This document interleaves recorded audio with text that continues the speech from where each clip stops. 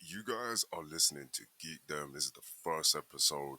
Today is the 26th of January, and man, there's some stuff I want to talk about real quick. But I hope you guys have had a great week. I know I have, but this right now, I want to talk about what's going on in the gaming community, in the geek community. The first hot topic is Marvel Rivals. Now, what I'm going to say ain't nothing new, right? I'm not going to say anything new in regards to Marvel Rivals, but what I want you guys to understand is what we're witnessing with Marvel Rivals is the new king of the hill, right? When you think about its predecessors and the games that have come before it, you've got the likes of Overwatch, the first Overwatch, and how that took the video game world by storm, right? Everyone was playing. Well, I say everyone. I didn't play Overwatch, funny enough, but it's interesting to see how well received Marvel Rivals is and how good it's doing. You know, and I've been playing Marvel Rivals not since it came. I think the first week it came out, I started playing it, and the simple matter of fact is it's just fun. It's just very, very, very fun. Like for whatever flaws you think it has, it's a fun game. It's a fun game, free to play, which is ridiculous because not that I want to put thoughts in the industry heads. I'd have paid good money to play this game. Had I known it'd be this fun and I'd enjoy it the way I am enjoying it, and I put this many hours in, I think I would have paid big money for this. But don't let the industry heads hear that. Um, this legendary run is this gonna be something, man.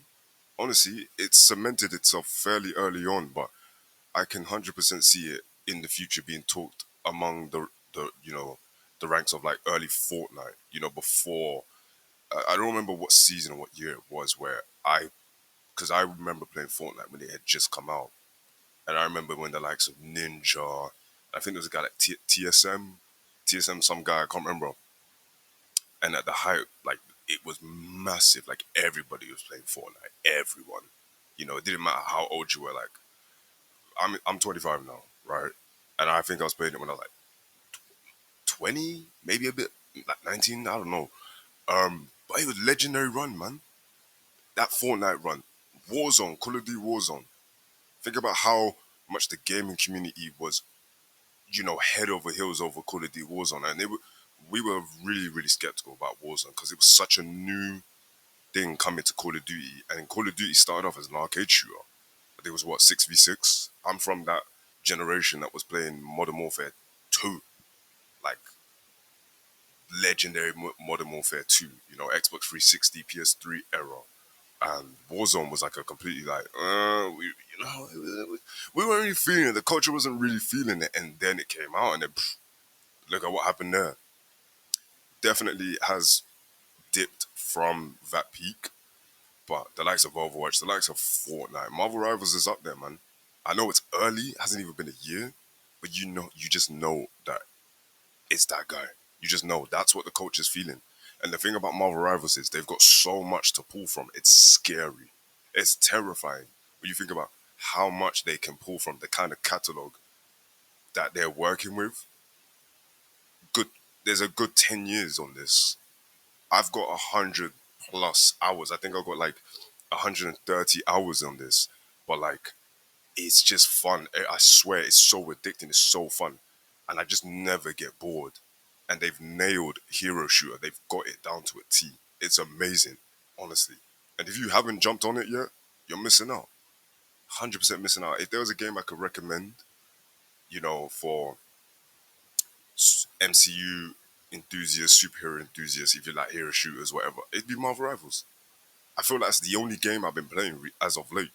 I haven't been playing much, and I'm usually someone that digs into single player games. I was gonna hop on my third run through of Cyberpunk 2077, and I'm just stuck playing Marvel Rivals all day. It's just that fun. Honestly, I'm really excited to see what happens in the future regarding that.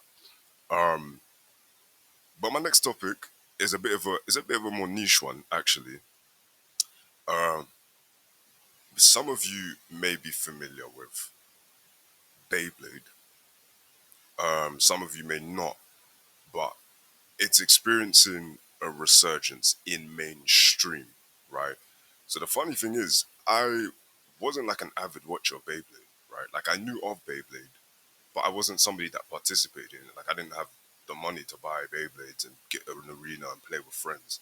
Like it was never really that, but I knew of Beyblade, right? And the funny thing is, the way I got into it recently was through for a friend's birthday party, and we had like a mini tournament, which was last year September, and I've been addicted ever since. My wallet has not been the same since. Um, it's been so it's weird because it's like the closest thing to anime, like when you're using Beyblade. And I am not gonna get into all the many details here, but what I want you guys to understand is it's niche. It is niche, Beyblade. It is quite niche. But what's happening in the West, because it's a whole other world with Beyblade in the east of the world, right? The eastern side of the world. But here in the West, it's still relatively niche. But it could be experiencing a mainstream boom, right? Now, this is kind of old news at this point, but if you didn't know, now you'll know.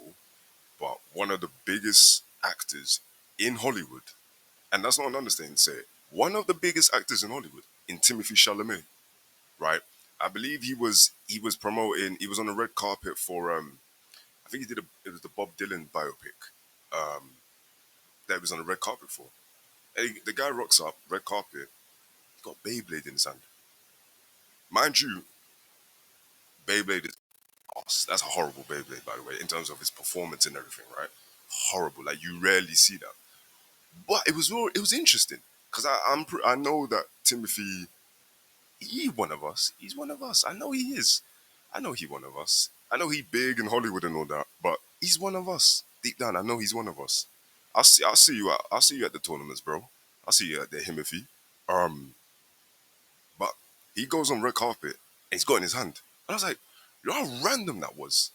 I remember the Beyblade community just going, being like, what the redacted? Because it was like, what's this guy coming on stage with a Beyblade for? On red carpet? That's a very bizarre move. And then recently, what was it, like 2 days ago, the other day?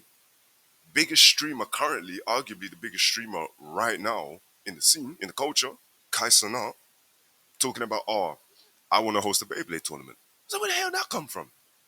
Hasbro, for I like Hasbro. I like Hasbro. I ain't gonna get too deep into Hasbro. I like Hasbro a lot. But they sent him a package. Mind you, I was like, when did this set get released? It was a new set that I'd never seen before. They sent him a package. This guy's playing Beyblade with big streamers like Duke Dennis and stuff.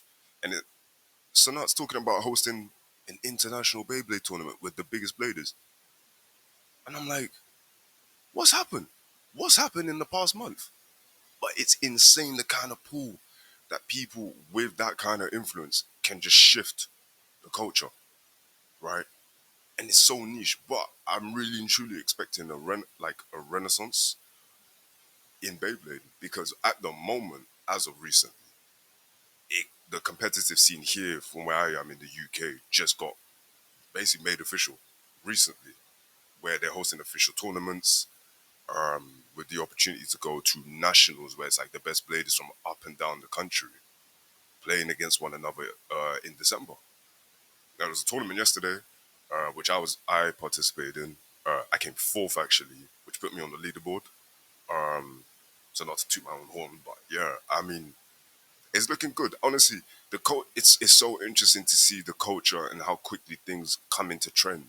Because I can definitely see Beyblade being the new trend now, with the likes of Timothy Chalamet and Kai Cenat, people with so much influence, bringing it into public light.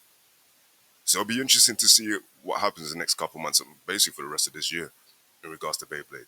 But it's exciting, and you know, there's a lot I want to talk about that will get into the next episode. But in terms of geek related stuff, entertainment, video games, movies, there's a lot to look forward to this year. And if you guys need help with trying to keep track of what's coming out and what's on the horizon, there's no better place to look than that here at Geekdem. I've been your host, Ray, and I look forward to seeing you guys in the next episode, man. Peace.